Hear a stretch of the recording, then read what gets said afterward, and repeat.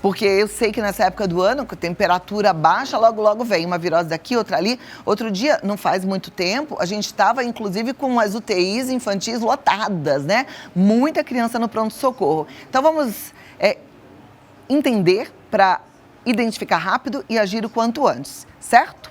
E hoje quem vai nos ajudar é o pneumologista Dr. João Carlos de Jesus. Seja muito bem-vindo, muito obrigada pela sua presença aqui. Obrigado. Uma alegria te receber. Muito obrigado. Vamos bater esse papo, vou sentar aqui do seu ladinho. E você já sabe, né? Vida Melhor Oficial, lá no Instagram. Manda pergunta que o Dr. João Carlos responde já já. Então vamos falar de asma primeiro, depois a gente abre um pouquinho para as viroses na hora que a gente for responder as dúvidas, tá? Okay. A gente está acostumado a falar assim, meu filho é asmático. A asma sempre começa na infância ou ela pode vir tardia e começar numa pessoa adulta ou até mesmo idosa? A asma, na maioria das vezes, começa na infância, mas ela pode começar a qualquer momento da vida. A asma ela é marcada por um processo inflamatório nos brônquios. São encanamentos por onde o ar passa pelos nossos pulmões para chegar até aonde deve, que são as membranas pulmonares, para que o oxigênio entre no sangue. E esses encanamentos, eles são dinâmicos. Então, ao longo da vida, né, ele pode ficar mais inflamado, menos inflamado, e esses encanamentos eles têm uma musculatura em espiral que, quando eles inflamam, eles contraem. E isso vai gerar dificuldade respiratória. Esse processo ele pode começar por uma alergia na infância, por uma mudança climática ou por uma infecção viral, né? E isso pode acontecer também com adulto ou com idoso. A COVID foi uma doença que trouxe novos sintomas respiratórios, dentre eles a possibilidade de algumas pessoas já maduras que nunca manifestaram sintomas de respiração, de dificuldade respiratória, de tosse, e que após a COVID passam a ter um quadro semelhante ao de asma. Asma e bronquite são a mesma coisa? Quase. Bronquite eu quero dizer que é uma inflamação crônica ali no brônquio ou uma inflamação aguda. Um exemplo básico, por exemplo, eu posso manipular um produto de limpeza, geralmente aqueles que têm cloro, como Cândida, ou propriamente o cloro, que é tóxico. E ao inalar esse produto, eu posso ter uma bronquite química, que queimou o meu brônquio. E aí, independente do meu histórico familiar ou genético, eu posso ter uma crise de bronquite. Já a asma, não. A asma ela é um processo inflamatório que ocorre no brônquio, ou seja, é uma bronquite, porém ela depende de um componente genético, ambiental, algum fator gatilho que faça com que essa inflamação ocorra, mas que em outras pessoas não ocorreria. Então, por exemplo, eu posso brincar com um gatinho e me sentir bem, mas uma pessoa que tem asma, ao brincar com o mesmo bichinho, pode passar a ter uma reação alérgica e ter uma crise de asma. Ok. A gente, às vezes, ouve uma mãe, uma avó associar a asma da criança, principalmente, a um problema emocional. Existe, de fato, uma relação? Existe, mas a gente tem que tomar cuidado, né? Um problema emocional nunca vai gerar a asma. A asma ela vai ser gerada por uma má interpretação do sistema de defesa da pessoa em relação ao que ela está recebendo do ambiente. Então, como eu disse, eu dei o exemplo do gato, mas tem diversos produtos. Pode ser um cheiro de um perfume, de ácaro, de poeira. Ao entrar em contato com esse produto, o nosso corpo deveria reconhecer que não é um problema. E esse ácaro, por exemplo, entra e sai da via aérea sem nenhum transtorno. Porém, a pessoa que tem asma, quando esse ácaro passa pelas vias aéreas, as células de defesa, os soldadinhos, eles ficam extremamente irritados e eles acham que aquilo ali é um inimigo, quando na verdade não é. E ao invés delas ignorarem aquele micro-organismo, aquela substância, elas desencadeiam uma reação de defesa que vai atrair mais células de defesa. E isso vai gerar uma série de transtornos. Desse jeito, você tem algumas pessoas que vão ter a asma, tendo contato com um produto que não chama atenção, e outras que vão entrar em contato com o mesmo produto e não vão ter nenhum sintoma. Isso pode confundir a mãe, a avó, na hora de observar a criança. É porque, às vezes, assim, a criança no meio de uma tempestade, que às vezes para o adulto não é tempestade, mas para a criança fica uma coisa gigante, né? Às vezes é uma discussão, pai e mãe brigou, enfim. A criança começa a passar mal, começa a ficar com falta de ar. Isso é asma? Pode acontecer dessa criança já ter a asma e esse ser um fator de gatilho para uma crise. Então, mas por que o emocional vira fator de gatilho para uma crise de asma, por exemplo? Então, quando a gente fica ofegante, seja por uma questão emocional ou por um esforço físico, você vai acelerar a frequência cardíaca, você vai acelerar a frequência respiratória, você vai colocar o pulmão para trabalhar mais. Se o brônquio está um pouco mais fechado, na hora dele trabalhar mais vai ser difícil. E aí isso gera um ciclo vicioso de ansiedade. Porque se eu tenho dificuldade de respirar, eu fico nervoso, né? Qualquer pessoa. Né? Quando você engasga, você tem uma dificuldade, bate aquela ansiedade. E a criança vai ter ainda mais dificuldade em lidar com isso. Mas é importante perceber que nem sempre isso é preto no branco. Algumas crianças podem aprender a ter um ganho, né? Que a gente chama de ganho secundário, alguma vantagem ao parecer que está numa crise. Então isso exige uma sabedoria também ali dos pais em perceber. Então, claro, se é um primeiro episódio, se você não sabe distinguir se aquilo pode ou não ser uma crise de asma, procure uma atenção médica para que ajude a esclarecer aquilo. E quando se torna recorrente, né, pode ser uma simulação da criança, aí você vai lidar com outra esfera de cuidado. Né? Mas é importante falar sobre isso porque muitas crianças que têm alguma questão emocional, adultos também, acabam sendo tratados só como asma e nunca melhoram. E aí é a hora de parar e pensar, será que o diagnóstico está correto? Porque também precisa do tratamento multidisciplinar que, de repente, vai envolver uma psicoterapia, né? Exatamente. E, às vezes, até um psiquiatra. Você falou que adultos também pode ter. A gente encontra idoso com uma asma que começou por conta desse aceleramento cardíaco e ansiedade? Ela iniciar a partir disso é improvável. Geralmente vai ocorrer após uma infecção. Mas pode acontecer da infecção ser o gatilho para a doença, sim. E aí depois o estresse, a ansiedade ser um fator de agravo. Então a gente tenta cuidar de uma forma, como você disse, multidisciplinar, integral do paciente para entender essas questões e outras que possam estar prejudicando o controle da asma, né?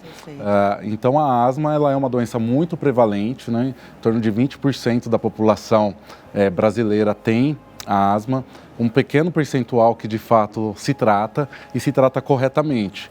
E nessa época do ano, com as variações climáticas, né, a baixa umidade do ar, a concentração dos poluentes, a mudança da atmosfera, o tipo de pólen, o tipo de ácaro que está no ar, né, a gente tirando cobertores do armário que estão guardados, às vezes empoeirados, eles acabam provocando uma piora dessa inflamação crônica e as pessoas começam a manifestar essas crises. Maravilha. Olha, eu tô perguntadeira hoje, você já percebeu, né? Mas eu quero você também perguntando, tá? Já tá lá a nossa arte bonitinha, tem, olha a nossa foto aqui, doutor. Já estamos no nosso Instagram, Vida Melhor Oficial, e se você tem uma pergunta, você manda lá, asma e doenças respiratórias, tá bom? Fique à vontade para perguntar. Uma vez que a gente tem um episódio de asma, a gente pode se considerar asmático? Nós dizemos que a asma é uma doença crônica. Então, uma vez definido o diagnóstico de asma, ele pode ser reavaliado com certeza. Mas a tendência é que você tenha que cuidar da asma ao longo da vida. Porque você vai ter vários episódios de crise. De crise. A maioria das pessoas vai ter um padrão de asma que nós chamamos de intermitente, que durante alguns períodos da vida fica bem e em outros períodos passa a ter sintomas. Então, a história mais comum é começar a ter sintomas de chiados na infância, tosse, né, uma recorrência de idas ao pronto-socorro, né, pelo desconforto respiratório, né, uma série de usos de bombinhas, de medicamentos, e que ao longo da adolescência tendem a melhorar. Né, e aí vem um período muito comum isso ocorrer, de silêncio por 10, 15, 20 anos, sem que o adolescente, o adulto jovem perceba algum desconforto. E aí depois, a depender das exposições que vai ter na vida, na ocupação, pode voltar a ter sintomas. Mulheres, às vezes, na gestação, né? Às vezes após uma infecção, como eu disse, às vezes como um efeito colateral de algum medicamento. Né? Existem alguns tipos de colírios, de medicamentos para pressão, arritmia, que podem também levar ao retorno da asma. né? Então, a qualquer momento da vida, isso pode ocorrer a partir dessa criança que teve sintomas na infância. E pode ocorrer também, não tão frequentemente, né, de você manifestar sintomas diretamente na fase adulta. Perfeito.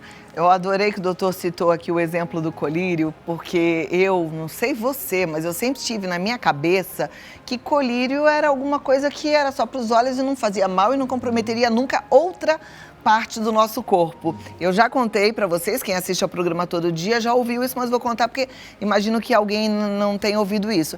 Eu estava usando um colírio para clarear os meus olhos, que eu tenho pterismo, meu olho vive inflamado, tenho alergia à maquiagem, enfim. Aí eu pingava minha gotinha de colírio antes de entrar no ar e eu sentava aqui, gente, eu quase que dormia, me dava um sono mortal e minha boca ficava seca. E eu falava, gente, o que está acontecendo comigo? E eu não estava entendendo. Depois de um tempo, angustiada com isso, eu descobri que era o colírio. Então, a gente precisa ficar atento, viu? O doutor falou que alguns colírios podem, inclusive, proporcionar aí aquela volta para a crise de asma para quem é asmático. Então, a gente não pode achar que o colírio não afeta o corpo, porque afeta sim, né, doutor? Sim. Eu fiquei impressionada com essa história. Você falou de bombinha. Tem muita gente que não vive sem a bombinha. E aí? Pois é, então quando a gente pensa na asma, né, deu para entender que é um processo inflamatório. Né? E aí existem diferentes tipos de medicamentos, de estratégia, né, para que a gente combata essa inflamação. Quando a gente usa a palavra bombinha, a maioria das pessoas vai lembrar daquele remédio que tira da crise. Quando você está passando mal de falta de ar, que está chiando, né? A gente usa essa palavra chiar, referente àquele ruído fino que a respiração faz no peito, né? As mães que têm aí uma criança com asma, né, já ouviram com certeza. Aqui no estado de São Paulo a gente usa muito essa palavra de chiado. Em outros lugares do Brasil existem outros termos, por exemplo, em Minas eles falam mais chieira, no Nordeste piado, no Sul chio de peito, né? Então, todos esses nomes referem a uma dificuldade do ar passar pelos brônquios. No momento de crise, a bombinha que tira da crise, né, a mais comum aqui do Brasil se chama salbutamol, ela tem uma ação na musculatura que está contraindo o brônquio. E quando ela chega ali, ela relaxa o brônquio e para de chiar. Você passa a respirar melhor. Só que ela não age na inflamação que está levando a essa contração. Então, o erro da bombinha é quando você só utiliza ela. E muitas pessoas fazem isso, muitas mesmo. Então, deixam de fazer um acompanhamento médico e aprendem que quando estão com falta de ar, com tosse, às vezes quando vão fazer um exercício e percebem que o fôlego está curto, começam a usar a bombinha, né? E aí, dessa forma, está errado. Porque você está mascarando o efeito da doença. E aquela inflamação está proliferando. Aquela bronquite da asma está piorando. E aí pode acontecer de chegar uma hora da bombinha não abrir mais o músculo do brônquio e aí ter uma crise grave, ter que ir para a UTI e até, em alguns casos, falecer por asma. E isso... Pode continuar. Desculpe, isso é uma coisa que hoje nós não consideramos mais aceitável, falecer por asma, porque existem muitas opções de tratamento que vão agir nessa inflamação. E aí, falando da bombinha, existem as bombinhas de anti-inflamatório. É isso que eu ia te perguntar, qual que era o tratamento, já que é uma inflamação, se é anti-inflamatório ou se é antibiótico? É anti-inflamatório, do tipo corticoide, né? E aí existem diversos tipos de produtos, né? Mas o corticoide, que ele vai pela via inalatória, ele é o mais adequado, porque nós conseguimos utilizar uma dose bem pequenininha, diretamente no brônquio, onde está a inflamação. E também tem muita gente que faz uso de corticoide de longo prazo. Eu conheço até algumas crianças que dá dó porque ficam inchadíssimas, né? E não crescem. Não crescem. E aí é muito interessante você falar sobre isso. Não é o ideal, não é o melhor tratamento. O corticoide inalado é a melhor opção para o controle da asma. O corticoide via oral, ele é um medicamento adequado, recomendado por médico no momento de uma crise importante. Por um período curto. Por um período curto e que não seja usado com uma frequência grande ao longo do ano. Então, mais do que 3, 4 vezes por ano de uso de corticoides, via oral, né? Então xarope, comprimidos, ou algumas pessoas que usam injeções, né? Às vezes por conta ou porque vão ao pronto-socorro e acabam ganhando. Se tem esse uso recorrente, elas terão problemas importantes. A gente falou das crianças ficarem inchadas, não crescerem, altera a qualidade dos ossos, né? Então a gente tem um aumento da chance de fratura em crianças que têm asma por uso recorrente desses produtos. E no adulto, no idoso, piora o controle de diabetes, de pressão, pode afetar os rins, enfim, então o corticoide é um bom remédio se usado corretamente. Então o corticoide via oral, isso inclui o xarope, vou reforçar, muitas vezes as pessoas aprendem que um xarope é bom para sua criança ou para si mesmo quando tem tosse, quando tem chiados no peito, vão na farmácia e tomam. E às vezes esse xarope tem corticoide e ela não sabe. Então é importante ter esse conhecimento para não abusar desse tipo de medicação. Perfeito. Aliás, foi muito interessante você falar de corticoide, lembrando de crianças, que a gente está nessa época aí de frio, tem muita mãe que a gente vai viciando umas coisas e sabe que não pode automedicar e acaba fazendo, né? Aí foi no pronto-socorro uma vez, receitou um corticoide. Aí foi de novo, receitou, aí você fala, tá resfriado, o nariz tá escorrendo, já vou lá eu vou falar o nome comercial, devem ter vários outros nomes, mas o que a gente usa, que todos os médicos ficam recomendando, que é o Predsim. E isso também pode fazer mal, pode também dar todos esses problemas? Pode sim, todos esses problemas, tá? Então é bom a gente ficar atento. Então, até um tempo atrás, nós acreditávamos que o uso esporádico era seguro e que o problema seria o uso contínuo. Existem algumas doenças, principalmente reumatismos, que você usa diariamente os corticoides. Então achava-se que era para essas pessoas a preocupação sobre os efeitos colaterais. Hoje a gente sabe que não. Como eu falei, em torno de 4 ciclos, que seria 5 dias cada ciclo de corticoide, a prednisona, a prednisolona, já equivale, em termos a efeitos colaterais, 4 a 5 ciclos por ano, ao uso contínuo. Olha isso, 4 a 5 ciclos por ano, e é exatamente o que muita gente faz, né? E eu vou falar para vocês que é que eu não tenho essa memória, mas talvez já tenha feito também com os meus filhos. Então, gente, muita atenção. Eu digo que eu amo esse programa porque é tanta informação boa. E se a gente quer fazer errado, é porque a gente está querendo fazer burrice. Que aqui a gente está aprendendo, com quem sabe. Obrigada, doutor. A gente ouve as respostas das perguntas já enviadas. Não enviou a sua? Não tem problema, dá tempo. Vai lá no Vida Melhor Oficial, tá bom? Pode mandar, porque a gente está aqui e o doutor vai responder para você com toda a tranquilidade do mundo. Que bom que você já está aqui. E aí a gente já vai para aquele momento de interação. Então, você que mandou a sua pergunta, atenção que a gente já vai ter aqui na nossa tela. Vida Melhor Oficial, lá no Instagram. Se não mandou, pode mandar, porque dá tempo direitinho, tá bom? Então vamos lá. A primeira é da Nina. O Instagram dela é @nina.maciel75457. Minha netinha tem 6 meses e apresentou um quadro de bronquite. Ela tosse muito. Qual é o tratamento, doutor? Olha, para bebês, a gente deve ter um cuidado antes de dar o diagnóstico de asma.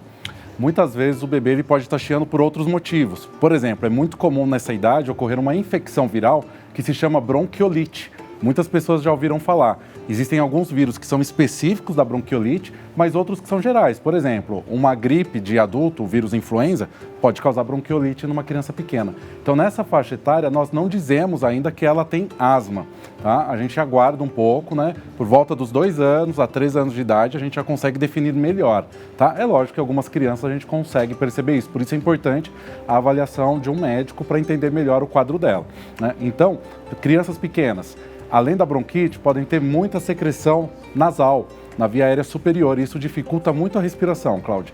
Então a gente também cuida da via aérea superior com lavagem nasal, com inalação só com soro, muitas vezes ajuda a higienizar. Então esses são os cuidados básicos. Para usar medicamentos mais avançados, isso deve ser feito com uma avaliação pessoal do médico, tá bom? Perfeito. Essa lavagem nasal, eu acho importante a gente ouvir o doutor falando, ela precisa ser feita com muita seriedade, com muito cuidado, A gente tem que usar na pressão correta, tem gente que usa seringuinha, tem gente que usa aqueles tubinhos, que faz ela próprio para lavagem, mas tem aí uma velocidade, uma quantidade para um bebezinho de 6 meses, Sim, cada pessoa vai ter uma quantidade adequada, se você que é adulto vai fazer num bebê, eu recomendo que primeiro você faça em si mesmo, para você perceber como é a sensação de jogar o soro no nariz, No caso da criança pequena, é importante posicioná-la com a cabeça para frente, com o rostinho em direção à pia ou ali no banho voltado para a banheira, né? E com uma seringa de 10 ml, aspirar o soro levemente aquecido, né? Que pode ser ali como se fosse um banho-maria, né? E injetar lentamente pelo nariz, com o objetivo de fazer com que esse soro preencha a narina e saia pela boca. Se ele sair pela outra narina, tudo bem, mas essa não é a finalidade principal. Muitos desses dispositivos que às vezes são vendidos pela internet, eles trazem vídeos incríveis em que a criança parece um chafariz, que você vira uma grande quantidade de soro, aperta e joga um monte de soro saindo pelo outro nariz e catarro, né? É bonito de ver, mas esse soro pode ir para o ouvido, causar otite, ele pode causar dor, aí a criança chora e o adulto acha que a criança só está chateada porque ela não quer fazer aquilo. Mas a criança que se acostuma, mesmo o bebezinho, ela sabe que não vai causar dor e vai dormir melhor, vai descansar melhor. Então tem que tomar cuidado com a quantidade, né? É sempre bom fazer com calma, sem pressa, no momento que esteja tudo tranquilo, para perceber a melhor forma da criança se adaptar a esse procedimento. Então é para entrar numa narina e sair pela boca, não é para passar para o outro lado? Não precisa passar para o outro lado. Se acontecer, não tem problema, mas para sair do outro lado, você acaba tendo que pôr uma pressão maior e isso pode machucar. Perfeito. Outra coisa que eu queria te perguntar é, você falou para deixar a criança com a cabecinha para frente, né? Não pode fazer com a criança deitada. Não pode, né? Porque a gente quer que o soro saia. Se ele vai para o estômago, não tem problema, mas se vai ali para a região da traqueia, pode dar tosse, afogar, né? E até pode ir para o pulmão e causar um afogamento. Então, não é esse o objetivo. Com uma quantidade pequena, com tranquilidade, né? Pode posicionar a cabeça da criança segurando ela por baixo, né? O bebê, e você ajusta ali a cabecinha dela com a seringa, com leveza, né? Existem seringas que ali a pontinha dela tem um protetor, nas farmácias vocês encontram, para que você não machuque a narina, né? Então, com muita tranquilidade. E essas seringas, inclusive, as crianças um pouquinho maiores, ali com 3 anos, já conseguem manipular. E aí a gente fazem até sozinhas, às vezes, ensinando elas né? a fazerem. Maravilha. Deixa eu dar um alerta para as mamães. Cuidado com o flaconete de soro, quando você também usa flaconete de álcool. Porque na hora do vamos ver, às vezes você se confunde. Existem muitos casos de mamãe que troca e aí, claro que sem culpa alguma, porque na hora do vamos ver, na correria de casa, às vezes pode acontecer, mas é claro que você não quer que aconteça, né? E aí, ao invés de colocar o soro fisiológico, acaba colocando álcool no nariz da criança, tá? Então, muito cuidado. Eu, particularmente, não gosto desses flaconetes porque eles podem gerar confusão. Acho melhor mesmo um potão vidro de soro, que depois de aberto tem que ficar na geladeira, né? Isso, tem que tomar cuidado com o armazenamento. E também tem uma outra dica que é o soro em jato, né? Existe o soro em jato para bebezinho, né? Ele parece um frasco de aerossol mesmo, com uma ponta que também é anatômica e quando você pressiona, ele solta um jato bem suave. E você pode colocar no nariz, segurar, ele vai preencher com o soro lentamente, né?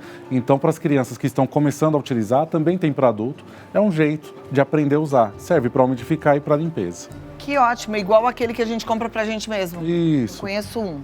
Soro em jato contínuo. Perfeito. E aí tem diversas marcas para checar na farmácia. Maravilha. A Mirna tá lá no Instagram também como Mirna M. Souza. Ela pergunta, uma criança acima de 1 aninho de vida que foi diagnosticada com bronquite asmática pode tomar xaropinho caseiro de mel, abacaxi, cravo e canela? Mirna, pode tomar chá, pode tomar todos os cuidados Só tem uma caseiros. pergunta, doutor. Vamos O chegar mel, lá. porque ela ainda não tem 2 anos. Ah, sim, vamos tomar cuidado com isso, né? Em relação ao botulismo. Mas o que eu queria destacar é que esses cuidados caseiros, a gente não vai dispensá-los, né? O cuidado que a criança tem da mãe é importantíssimo. O importante é a gente não substituir o tratamento, né? Então, se você conhece o chá que você está preparando, o xarope que você está utilizando, está tudo bem.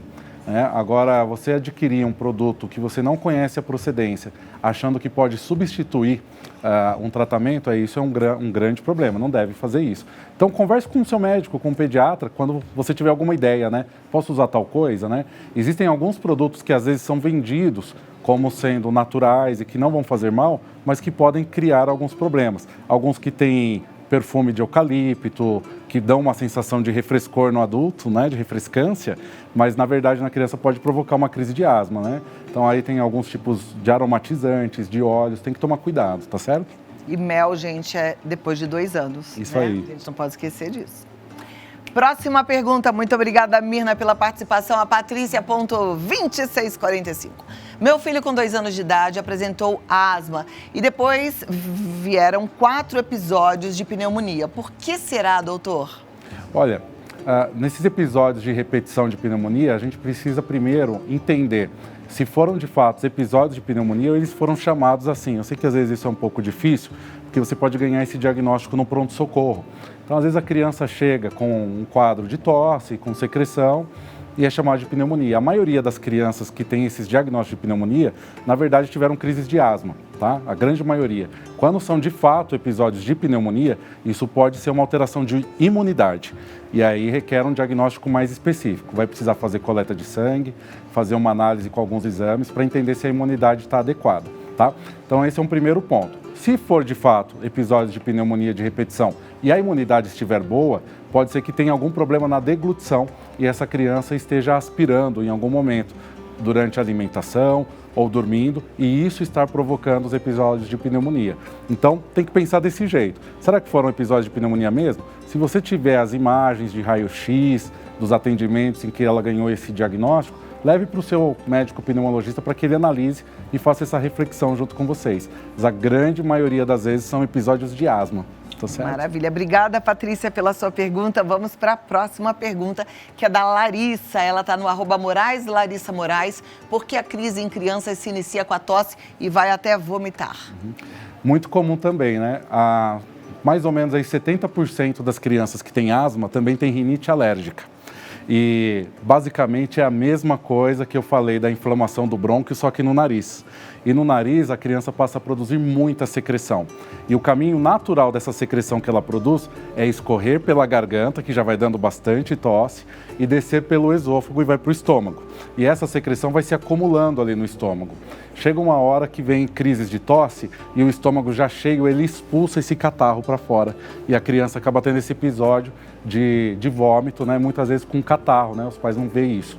Então essa secreção que desceu, se nós conseguirmos removê-la antes dela chegar lá no estômago, com a lavagem nasal, com medicamentos que inibam a produção dessa secreção, a gente evita esse vômito. Mas aí, como a rinite alérgica muitas vezes vai ser desencadeada pelo mesmo processo inflamatório da asma, ela começa com essa secreção e depois vem a crise da asma, é por isso, tá certo? Ok, obrigada, Larissa. Próxima pergunta.